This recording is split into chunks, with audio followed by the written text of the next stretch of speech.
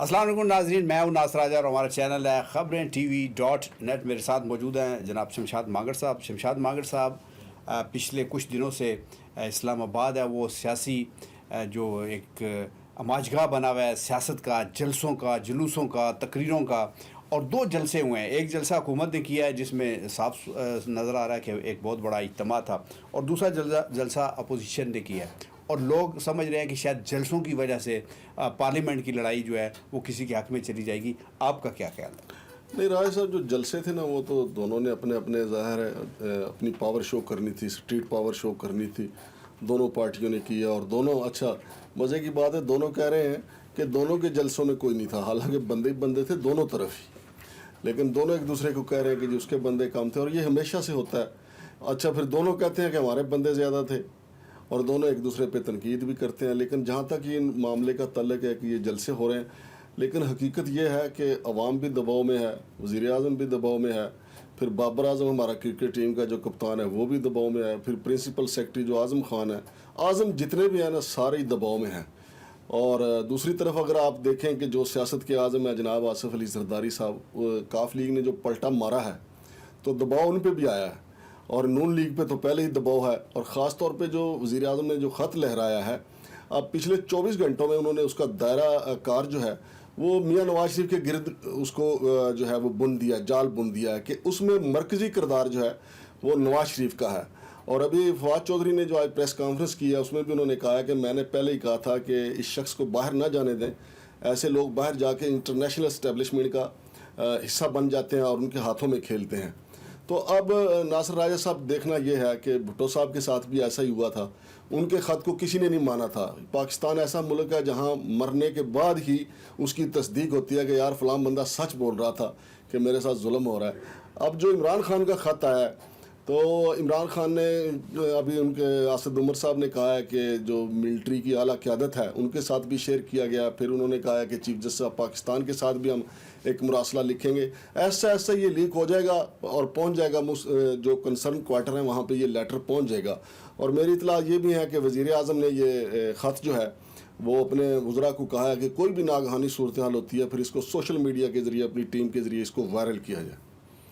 شکریہ مانگڑ صاحب، لیکن آپ نے جو بات کی ہے کہ اس وقت سارے پاکستان کے جو اعظم ہیں وہ کچھ نہ کچھ اور کسی نہ کسی انداز میں پریشان ہے، لیکن ایک اعظم ہے جو لگتا ہے کہ وہ پریشان ہے، اور وہ ہے اعظم سواتی صاحب جو ریلوے کے وزیر ہیں۔ تو اب اس کے بارے میں تو آپ سے میں نہیں پوچھ سکتا کہ آپ کو پتہ ہے کہ نہیں کہ وہ پریشان ہے کہ نہیں، لیکن میں آپ سے یہ ضرور پوچھنا چاہتا ہوں کہ خط والی سیاست سے، خط دکھانے سے عمران خان کو کچھ فائدہ ہوا ہے یا نقصان ہو رہا ہے، یا زیادہ تنقید انہیں برداشت کرنی پڑ رہی ہے؟ دیکھیں، عمران خان کو اصل میں فائدہ ہوا ہے جو وہ پچھلے ایک ماہ سے جلسے کر رہے ہیں ان کا، اور پھر یہ چونکہ تحریک عدم اعتماد سے پہلے جس طرح الیکشن سے پہلے آخری جلسہ ہوتا ہے، تحریک عدم اعتماد سے پہلے یہ ان کا یہ جلسہ تھا، اور پھر وہ آپ نے دیکھا کہ ایک خاص پورشن میں آ کے انہوں نے کہا کہ میں جذباتی ہو جاتا ہوں، میں کوئی ایسی بات میرے منہ سے نہ نکل جائے تو میں وہ ایک تحریر لکھ کے لایا ہوں، اور مجھے اس تحریر سے ایسا لگا جیسے بابر اعوان صاحب نے وہ لکھ کے دی ہے، چونکہ قاتل اور مقتول کا ذکر ہے۔ آپ کو پتہ ہے کہ جو سپریم کورٹ میں صدارتی ریفرنس ذوالفقار علی بھٹو کے قتل سے، عدالتی قتل کے حوالے سے دائر کیا گیا تھا، وہ پیپلز پارٹی نے بابر اعوان کے ذریعے دائر کیا تھا، لیکن اب دلچسپ بات ہے کہ بھٹو کے عدالتی قتل کا جو مقدمہ ہے پی ٹی آئی لڑ رہی ہے اور تھرو عمران خان لڑ رہی ہے، لیکن جو سپریم کورٹ میں پڑا ہوا کیس ہے اس کے وکیل بابر اعوان ہے، وہ پھر دوبارہ لگا ہی نہیں کیس۔ اچھا، ایک آپ سے میں اور سوال کرنا چاہتا ہوں کہ آپ سمجھتے ہیں کہ مسلم لیگ کاف کے آنے سے کوئی پلڑا بھاری ہوا ہے حکومت کا، یا حکومت ابھی بھی ڈگمگا رہی ہے؟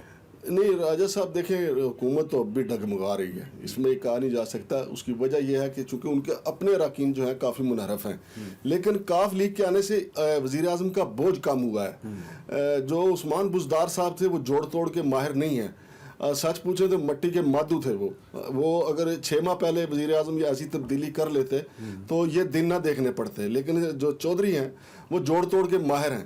ابھی آپ دیکھیں وہ باپ سے بھی رابطے میں ہیں، ان کے ممبران سے رابطے میں ہیں، اور یہ دعویٰ کر رہے ہیں سینئر لوگ جو ہیں دانشور کہ کم از کم 2 بندے وہ واپس لے جائیں گے۔ پھر طارق بشیر چیمہ صاحب ہیں، وہ بار بار کہہ رہے ہیں میرے موسن ہیں، پھر وہ اپنے موسنوں کو کس منہ سے جواب دیں گے؟ ظاہر ہے ابھی تحریک اعتماد میں کچھ دن باقی ہیں، تو طارق بشیر چیمہ کو وہ واپس لے جا سکتے ہیں، اور جو افواہیں پھیلی ہوئی تھی کہ جی صالح حسین اور وجاہت حسین جو ہے وہ روٹ کے چلے گئے ہیں، وہ چودھری شجاعت حسین کے ایک ٹیلی فون کال کی مار ہے. چودھری شجاعت حسین اس گھر کے بڑے ہیں. ایون کہ پرویز لائی صاحب جو ہیں، یہ تاثر ہے کہ انہوں نے چودھری شجاعت حسین کو ناراض کر کے یہ وزارت اعلیٰ قبول کی ہے. ایسا نہیں ہو سکتا. وہ دونوں بھائی ایک پیج پہ ہیں. اگر نواز شریف اور شہباز شریف دو چہرے ہو سکتے ہیں، ایک اسٹیبلشمنٹ کے خلاف اور ایک پرو اسٹیبلشمنٹ، تو کیا دو بھائی جو ہیں چودھری شجاعت حسین اور پرویز لائی وہ چھوٹی سی مدت کے لیے دو چہرے نہیں اختیار کر سکتے؟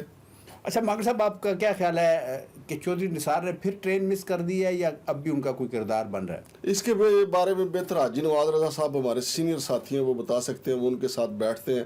انہوں نے کل پرسوں ایک ویلاگ کیا ہے کہ چودھری نثار علی خان تیل دیکھو، تیل کی دھار دیکھو. پتہ نہیں چکری میں ہی تیل نکل آیا سارا. وہ وہیں بیٹھ کے تیل کی دھار دیکھ رہے ہیں. اور پچھلے میرا خیال ہے کچھ 4-5 سال سے وہ تیل کی دھار ہی دیکھ رہے ہیں. اس سے تو بہتر ہے وہ اپنا کولو ہی لگا لیں وہاں پہ، موج کریں. اللہ کی قسم بڑا خالص تیل بکے گا ان کا. آپ کو پتا ہے وہ کسی زمانے میں پیٹرولیم کے بھی وزیر رہے ہیں. تو اسی لیے تو میں نے آئیڈیا دیا ان کو کہ تیل کی دھار ہی دیکھنی ہے تو اپنے کنویں کھودیں. اچھا ماگر صاحب، کچھ وزراء کے بھی نام آ رہے ہیں، ان کا کیا کردار ہے؟ آپ کو ان کے بارے میں کوئی اندر کی خبر معلوم ہے کہ وہ واقعی حکومت کے خلاف جا رہے ہیں یا یہ؟ دیکھیں ان وزراء میں ایک تو طارق بشیر چیمہ صاحب تھے جنہوں نے استعفیٰ دے دیا، اور پھر باقی جو پراپوگنڈا تھا کہ جی فلاں بھی ہے فلاں بھی. اب دن کتنے باقی ہیں راجہ صاحب؟ دیکھیں عید میں چند دن رہ جائیں، ہر بندے کو ہوتا ہے کہ میں اپنا سوٹ سلوا لوں. اب تحریک اعتماد میں دن کتنے رہ گئے ہیں؟ اور دوسرا جو متحدہ اپوزیشن کے حوالے سے کہا جا رہا ہے، انہوں نے 4 اپریل کو جو ہے وہ اگر وہ تحریک اعتماد کامیاب ہو جاتی ہے تو 4 اپریل کو انہوں نے حلف اٹھانے کی تیاری کی ہوئی ہے. اور میرا خیال ہے کہ اگر آصف علی زرداری یا بلاول بھٹو کی تھوڑی سی ہوش آ گئی تو وہ اس تاریخ کو چینج کریں گے، کیونکہ جو قاتل اور مقتول کا معاملہ ہے اسی دن ذوالفقار علی بھٹو شہید کی برسی ہوگی، اور اسی دن وہ جب حلف اٹھائیں گے تو پھر سندھ سے لے کے پنجاب اور خیبر پختونخوا اور پھر بلوچستان تک پھر بھٹو کے جالے ماتم نہیں کریں گے آصف علی زرداری کے خلاف. آپ سمجھتے ہیں کہ یہ آج کی جو پیپلز پارٹی ہے یہ بھٹو کے حوالے سے اتنی سنجیدہ یا اتنی ان کے ساتھ جذباتی لگاؤ رکھتی ہے؟ بھلے سنجیدہ نہ ہو اس کے لیے، لیکن یہ پارٹی بھٹو کی ہے اور بھٹو کے نام پہ زندہ ہے. اگر آپ دیکھیں گے کہ آنے والے وقتوں میں کہ بھٹو کے نام پہ بھٹو کا ہی چورن دیکھیں نا اب بھی بک رہا ہے. اگر عمران خان صاحب نے بھرے جلسے میں اس بات کا جو اعلان کیا کہ بھٹو ایک خوددار لیڈر تھا، اس کو بھی چھوڑیں. چودھری شجاعت حسین کے میں نے منہ سے سنا کہ بھٹو کے بارے میں ہمارے جتنے مرضی اختلافات ہیں، بھٹو بے شک ایک بڑا لیڈر تھا، پھر اس کو چھوڑیں. یہ خواجہ آصف صاحب جو ہیں انہوں نے اسمبلی کے فلور پہ کہا کہ بلا شبہ ذوالفقار علی بھٹو ایک بڑا لیڈر تھا. پھر آگے بڑھیں، جو ضیاء الحق کی شورا کے ممبر تھے جوید ہاشمی صاحب، انہوں نے پارلیمنٹ کے فلور پہ معافی مانگی کہ بھٹو کے ساتھ ظلم ہوا اور ہم نے آمریت کا ساتھ دے کے ظلم کیا، بھٹو ایک بڑا لیڈر تھا. اب دیکھیں آہستہ آہستہ ساری باتیں مانی جا رہی ہیں. اور پھر وہ جو بینچ میں شامل تھے جج جو وفات بھی پا گئے، انہوں نے مانا کہ ہم پہ دباؤ تھا، ہم نے بھٹو کو قتل کیا. تو بھٹو کو مارنا جو ہے نا وہ بڑا مشکل ہے، کوئی نہ کوئی لیڈر آگے اس کو زندہ کر دیتا ہے. اچھا ماگر صاحب، ایک سوال میں آپ سے اور یہ کرنا چاہتا ہوں کہ پہلے جو ہے نا اسٹیبلشمنٹ کے حوالے سے جب گفتگو کی جاتی تھی تو اشاروں کنایوں میں کی جاتی تھی، یا کہا جاتا تھا کندھے پہ اس ہاتھ لگا کے کیا جاتا تھا، یا کہتے تھے پنڈی کہتے تھے، یا کہتے تھے دروازہ نمبر 4 گیٹ نمبر 4، یا کہتے تھے اپارا والے. اب تھوڑا سا کھل کے بات ہونا شروع ہو گئی. کیا یہ خطرناک امر نہیں ہے؟ نہیں راجہ صاحب، میں اس کا کریڈٹ صحیح بات ہے نواز شریف کو دیتا ہوں. یہ جو نواز شریف کی حکومت گئی پھر وہ ووٹ کو عزت دو کا نعرہ لے کے نکلے، بے شک وہ جتنا بھی اس پہ قائم ہیں یا نہیں، لیکن یہ جو بات جو کھلا کے بات کرنے والی ہے نا، یہ مسلم لیگ نون کو اس کا کریڈٹ جاتا ہے. انہوں نے جو ہے وہ ڈائریکٹ جو ہے پاک فوج کے حوالے سے سیاست میں ملوث ہونے کے حوالے سے حاصل بزین جو مرحوم جو ہیں وہ تو ڈائریکٹ ہی آپ کو پتہ ہے نا، جب تحریک عدم اعتماد ناکام ہوئی تھی صادق سنجرانی کے خلاف، انہوں نے کہا یہ جنرل فیض کی وجہ سے ناکام ہوئی ہے. تو میں یہ سمجھتا ہوں کہ میاں نواز شریف اور ان کے ساتھیوں نے یہ موقع کھولا ہے اور ڈائریکٹ تنقید ہونے لگی ہے. لیکن میرا خیال ہے کہ اس طرح ڈائریکٹ انہوں نے آپ جو ان کو کریڈٹ دے رہے ہیں وہ اس طریقے سے ڈائریکٹ انہوں نے تنقید نہیں کی، بلکہ اپنے ایک آدھ مورے سے کہا کہ بھئی تم بیان دے دو، اور پھر اسی کو سزا بھی دے دی کہ ہم نے اس کو نکال دیا، ہم نے اسے وزارت لے لی ہے. تو اس طرح لگ رہا تھا کہ وہ دونوں سائڈ کے جھولے جھول رہے ہیں. لیکن اب جو صحافی حضرات ہیں جو وی لاگ کرتے ہیں، جو عام لوگ ہیں، وہ بھی اس سمندر میں کود پڑے ہیں اور وہ بڑا کھلا کے بات کرتے ہیں. اس حوالے سے میں جاننا چاہ رہا ہوں. اصل میں دیکھیں نا اسٹیبلشمنٹ بھی گدڑ کٹ لگا لگا کے ٹنڈے کر کر کے تھک گئی ہے. اب ایک سیلاب آ گیا سوشل میڈیا کے اوپر, تو اب وہ سمجھتی ہے اسٹیبلشمنٹ کی یار کس کس کی ٹینڈ کریں گے, کس کس کو اٹھا کے ماریں گے, کس کس کو گدڑ کوٹ لگائیں گے. لہذا وہ 2-4 دھمکیاں دیتے ہیں, اگر بندہ سمجھ جائے ٹھیک ہے, نہ سمجھے تو وہ کہتے ہیں چلو بس ٹھیک ہے اسی ٹھیک ہے. کریں. بہت شکریہ جناب شمشاد مانگڑ صاحب. ناظرین اور ہمارے جو آپ دیکھنے والے ہیں ہمارے اس چینل کو, ہم آپ کا شکریہ بھی ادا کرتے ہیں, آپ ہماری حوصلہ افزائی کرتے ہیں. اس وقت صورتحال سارے آپ کو مختلف انداز میں بتا رہے ہوں گے, لیکن سچی بات یہ ہے کہ ابھی کسی کو کچھ معلوم نہیں ہے, اور یہ اسی وقت ہوگا.